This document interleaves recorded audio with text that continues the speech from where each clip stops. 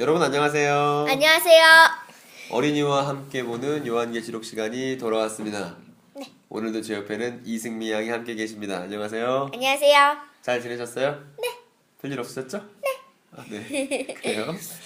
그래요. 오늘 우리가 볼 내용은 요한계시록 9장부터 11장에 이르는 긴 이야기. 우리가 지난 시간 살펴봤었던 일곱 나팔 심판을 총정리하는 시간을 가질 겁니다. 네. 더불어 승미 양이 그동안 잘 이것들을 배웠던 것들을 기억하고 있는지를 확인해보는 시간도 가져보도록 하겠습니다. 네. 지금 여기 등장하고 있는 천사는 첫 번째 천사. 이제 질문 시작합니다. 첫 번째 천사가 나팔 불었을 때 어떻게 됐는지 좀 얘기 좀 해주시죠. 말해요? 네. 지금이요? 네. 지금 당장이요? 네. 나팔을 뿌 하고 불면은 네. 식물의 3분의 1이 네. 불탔어요. 아, 맞습니다. 잘 기억하고 있군요.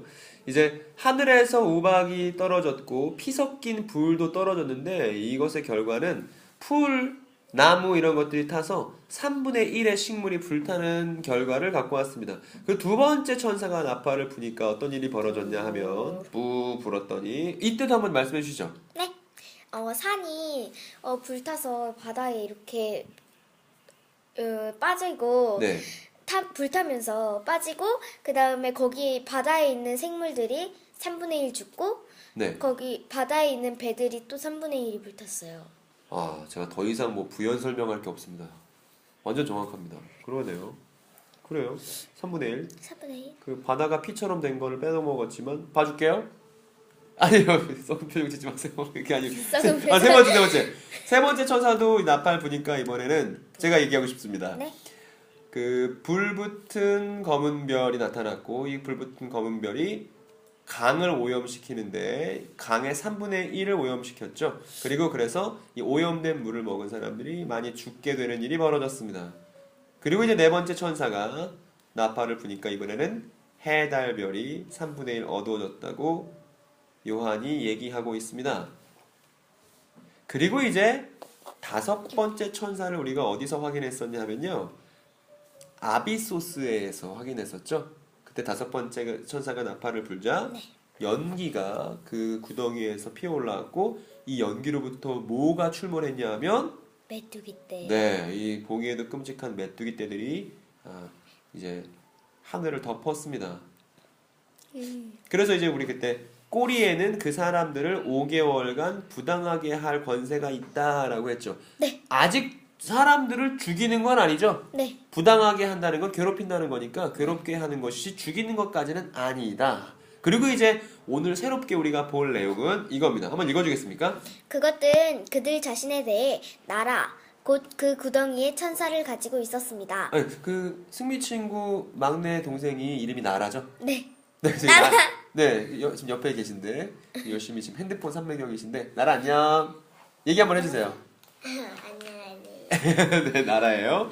그래서 그들 자신에 대해 나라, 곧 구덩이의 천사를 갖고 있었습니다 했는데 나라라고 해도 되고요. 왕이라고 해도 됩니다. 즉, 이 메뚜기 떼들은 그 메뚜기 떼들의 왕을 갖고 있다. 나라를 갖고 있다. 이렇게 말할 수 있습니다. 그러면 메뚜기 떼들의 왕을 한번 확인해 보도록 하겠습니다.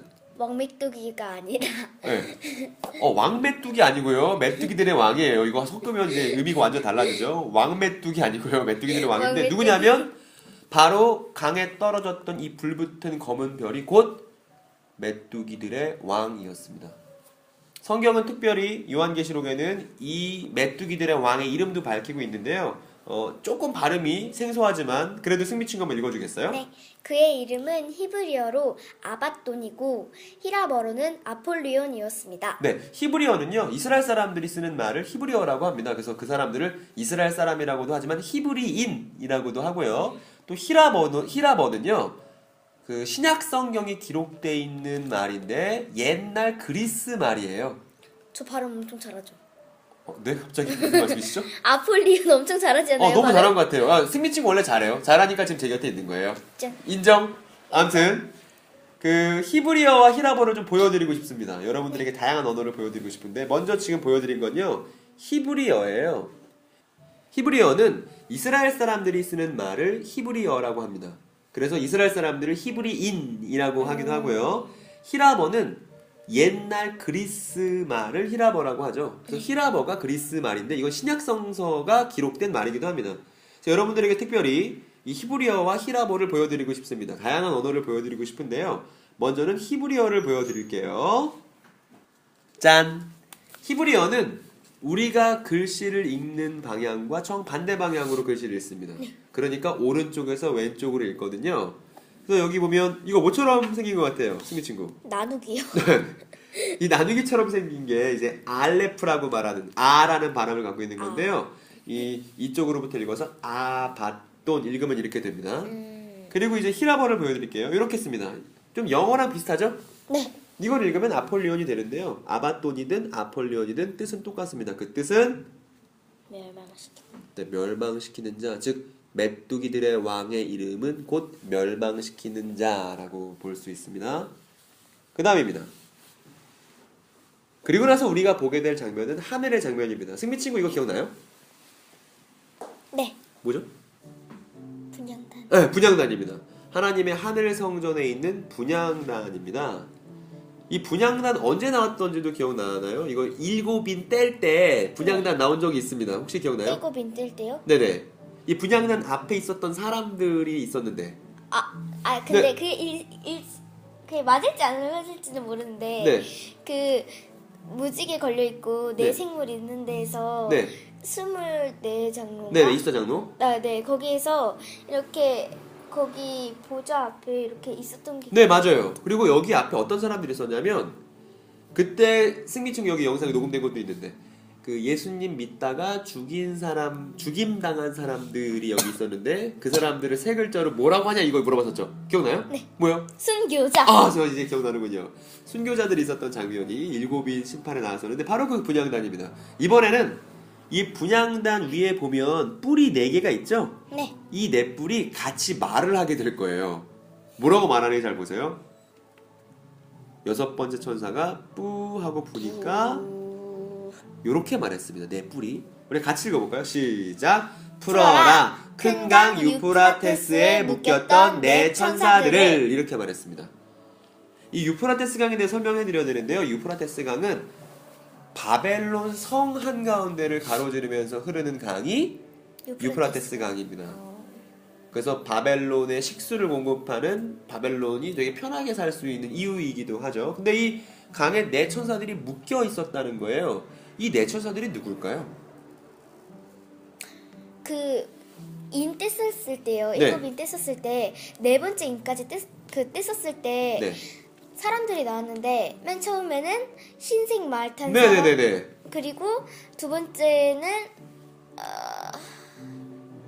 그 붉은 말이요. 네, 붉은 말이죠. 네, 붉은 말 그 사람이랑 죽이는 평화. 네, 그거랑 맞추는 평화였죠. 세 번째는 검은 말 네. 검은 말을 타고 저울을 든 사람. 네. 네 번째는 그 김사망 씨. 김사망 씨. 김사망 씨. 네, 청황색 말, 녹색 말이라고 했었던 뒤에 하데스 씨를 끌고 오는 그 얘기죠. 즉 묶여 있었던 네 천사들을 풀어놓는 겁니다. 얘네 풀어놓으면 좋은 일이 벌어질까요? 나쁜 일이 벌어질까요? 나쁜 일이 벌어져. 네, 보나마나. 그럼 그림 확인해 볼까요? 지금 메뚜기 떼들이 사람을 죽이진 않았습니다. 그 전까진 사람들을 괴롭게만 했었는데 이번에는 지금 승리자매가 잘 말했던 이 네 천사들과 함께 승리자매. 사람들을 죽입니다. 네. 몇 분의 몇 죽일까요? 3분의 1. 네, 이게 일곱 나팔 심판의 특징이죠. 3분의 1 죽입니다. 그리고 이 숫자들을 세니까 요한이 이렇게 말하고 있습니다. 기병들의 수, 즉 말타고 사람들을 괴롭게 하는 죽이는 이 기병들의 수는 둘만만. 암산 실력을 한번 검증해 볼까요? 둘만만탕. 둘 곱하기 만 곱하기 만 하면 몇이 가요? 몇이 가요? 몇이겠어요? 2억. 네, 2억이죠. 그러면 이게 정말 실제로 2억 개의 기병이 있었다는 걸까요? 아니면 어떤 의미가 있는 걸까요? 의미가 있을 거예요. 그렇죠. 의미가 있었던 숫자에 대해서 얘기해 보자니까 또 옛날에도 의미가 있는 숫자 중요한 거 배웠던 기억이 나네요. 14만 4천. 그렇죠. 그러면 14만 4천과 둘만만의 대결이겠군요. 그럼 이 둘만만은 어떤 의미겠습니까? 그 전도사님이 알려주셨는데 네. 둘은 이렇게 하나가 이렇게 찢어져서 싸우는 거를 가지고 분열하는 거고 싸우는 것이죠. 그게 안 좋은데 네. 많은 거잖아요. 많은 거죠. 그래서 근데 그게 그냥 많은 게 아니라 엄청나게 많은 걸 네, 많이 두 번 나왔으니까 네. 싸움 엄청 많음이죠. 나쁜 거 엄청 많음 이게 둘만만이죠. 네. 잘 말했습니다. 어쨌든 엄청나게 많은 숫자의 투쟁, 싸움, 어려움들이 지금 사람들을 3분의 1이나 죽게 만들었다는 얘기입니다. 그다음 보면요. 특별히 그 입에서 입김이 나와서 사람들을 죽였다고 요한은 얘기해주고 있는데요. 그 입김의 종류가 세 종류입니다. 짠짠짠. 하나는 불이고요. 여기 노란색은 감자가 아니에요. 누가 감자라고 그랬지? 감자 아니고 노란색으로 된 돌인데 이걸 유황이라고 부릅니다. 유황. 그래서 온천에 많이 있고요. 유황 냄새. 또 이제 옆에 있는 건 연기죠. 네. 그래서 불, 유황, 연기 이게 다 뭐랑 관련되어 있는 거냐면 사람과 사람이 싸우는 걸 의미하는 거예요. 그러니까 사람과 사람들이 싸울 때 전쟁이 일어나면 불 지르고 연기 나고 타는 냄새 나고 그래서 사람과 사람들의 싸움이 격화됐던 것을 의미하는 거라 여기 지금 입김들로 그렇다는 건 얘네들은 다른 사람들이 어떤 사람들과 싸우도록 사람과 사람이 싸우도록 이간질하고 조장하는 말들을 하는 게 바로 이 기병들과 관련이 있겠죠. 그죠? 친구들 사이에도 그런 모습 많이 볼 수 있죠. 네. 친구들끼리 싸우도록 이간질하고 서로 불, 유황, 연기처럼 서로 미워하고 싸우게끔 중간에 이간질하는 무언가가 있었다는 겁니다. 둘만만이나. 한번 승미 친구 읽어주겠습니까? 네. 이 세 가지 입김들로부터 사람들의 3분의 1이 죽었습니다. 네, 이 3분의 1의 죽음은 이 세 가지 입김 때문이었다고 요한이 말해주고 있죠. 그 다음입니다. 전체 그림이 이렇습니다. 그리고 우리는 누구를 확인하게 될 거냐면 제가 읽어볼게요. 그리고 남은 사람들이 있습니다. 그러한 입김들로부터 죽임당하지 않은 이들이 있는데 그럼에도 불구하고 이 사람들은 자기네들이 저지른 일부터 마음을 바꾸지 않았습니다. 즉 자기 잘못을 인정하지 않았다는 얘기죠. 그 결과 귀신들과 금과 은과 동과 돌과 나무로 만든 그림자들, 우상들인데 우상을 경배했습니다. 그런데도 우상은 볼 수도 없고 들을 수도 없고 걸을 수도 없고 힘도 없는 거잖아요. 우상 숭배하면서 그런 볼 수도 없고 들을 수도 없고 걸을 수도 없는 우상을 숭배하면서 또 그 사람들이 살인한 것, 사람들을 죽게끔 만든 것에 대해서도 마음을 바꾸지 않았습니다. 이렇게 되어 있습니다. 계속 마음을 바꾸지 않았다는 말은요. 이 마음을 바꾸지 않다는 말을 두 글자로 하면 회개라고 그럽니다. 그러니까 더 이상 마음을 돌리지 않고 계속 자기를 고집하고 있는 모습입니다. 네. 제가 만든 노래에도 나오죠. 고집과 실컷을 캐내고 캐내고. 그래서 고집을 계속 부리고 있는 거죠. 여기 좀 어려운 말이 있는데요. 파르마키온이라는 말은 이게 그 약 만드는 거예요. 약이요? 그래서 독약을 만드는 것도 파르마키온이고요. 치료제를 만드는 것도 파르마키온입니다. 이게 어디서 온 말이냐면요. 마술 같은 거에서 나온 말이에요. 마술. 네, 그래서 이제 다른 사람들 속이기 위해서 뭔가 수작을 부리는 걸 뜻하고요. 수작. 여기 포르네이아는 뭐냐면 자기 부인이나 자기 남편이 아닌 다른 사람과 성관계 맺는 걸 뜻하는 얘기입니다. 끔찍한 얘기죠. 바람 피는 거예요. 바람 피는 거 얘기하는 겁니다. 나쁜 애. 그러면 하나님을 배신하고 다른 우상 섬기는 것도 포르네이아겠죠? 그죠? 음행이라고 성경에서 번역하는데 그리고 도둑질은 도둑질이죠. 근데 이런 것부터 마음을 안 바꿨으니까 계속 이루고 있다는 얘기입니다. 그러니까 상황이 힘들어지면 힘들어질수록 고집도 세지는 거죠. 그리고 우리는 이런 사람들을 일곱 인심판에서 이미 본 적이 있습니다. 이 그림 기억나나요? 네, 기억나요. 기억나죠. 그러니까 일곱 인심판이랑 일곱 나팔 심판이랑 되게 비슷하죠, 내용이. 그죠? 그 다음 그림 볼게요. 다시 요한이 나왔습니다. 이거 얘기하기 전에. 그러면 이제 우리가 그동안 배워왔던 얘기들을 하나씩 정리해 볼 차례입니다. 지금 일곱 나팔 심판을 쭉 따라와서 여섯 번째 나팔까지 부럽고 일곱 번째 나팔만 남겨두고 있잖아요. 네. 근데 그 전에 뭐가 나오냐면요. 요한이 이렇게 말합니다. 나는 보았습니다. 하늘로부터 걸어 내려오는 다른 강한 천사를. 이거 기억나요? 네. 네. 그러니까 이 얘기가 6번째 나팔과 7번째 나팔 사이에 있는 얘기죠. 이어주는 얘기. 네, 이어주는 얘기죠. 중간에 끼어들어간 얘기입니다. 우리 옛날에 이거 봤던 거예요. 성경 이야기의 네. 천사. 짠. 추억이 새록새록. 우리 첫 번째 만난 영상이잖아요, 그지? 네. 그리고 이 이야기 다음에 뭐가 나오냐면 이 힘센 천사 이야기 다음에 나오는 건 기억나죠? 네. 얼마 전에 만들었던 두 증인 이야기가 나옵니다. 아직 7번째 나팔은 불려졌다, 안 불려졌다? 안 불려. 안 불려졌다. 지금 6번째 나팔과 7번째 나팔 사이에 이런 일들이 지금 우리가 배웠던 내용들이 들어가 있는 겁니다. 그 다음에 요한이 이렇게 말하죠. 이것도 우리가 아는 대사입니다. 읽어주시겠어요? 네. 두 번째 화는 지나갔습니다. 그러나 보십시오. 세 번째 화가 속히 옵니다. 네. 첫 번째 화는 메뚜기. 두 번째 화는 두 증인 얘기. 네. 그리고 세 번째 화가 남았는데 아직 7번째 나팔은 안 불려. 안 불려졌다. 이런 겁니다. 그리고 이제 등장했습니다. 짜잔. 일곱째. 얘가 7번째 천사죠. 그리고 마지막 나팔 심판의 마지막인 7번째 천사가 나팔 불었습니다. 뿌. 뿌. 이런 거죠. 그럼 어떤 일이 일어나지 볼까요? 하늘 성전에서 찬양이 시작됩니다. 이런 찬양이 들리죠. 승미 친구 읽어주세요. 네. 나라가 되었다. 코스모스로부터 우리 주와 그분의 메시아에게 속한 나라가 그 한 분이 다스리실 것이다.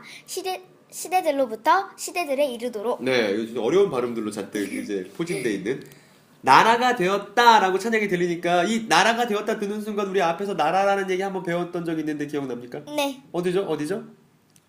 나라요? 네, 우리 나라 뭔가 언급했던 게 있습니다. 오늘 영상 내용 중에. 오늘 중에요? 네. 그러면 그 나라가 어디에서 그게 언급됐죠?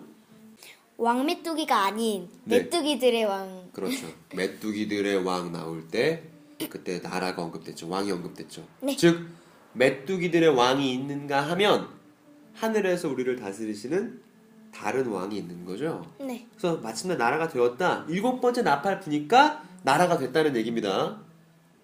코스모스로부터 오늘 이 질문이 나왔죠. 코스모스가 뭐예요? 꽃 이름 아니에요라고 이제 배 삐삐 친구가 우리 말씀에 질문해줬죠.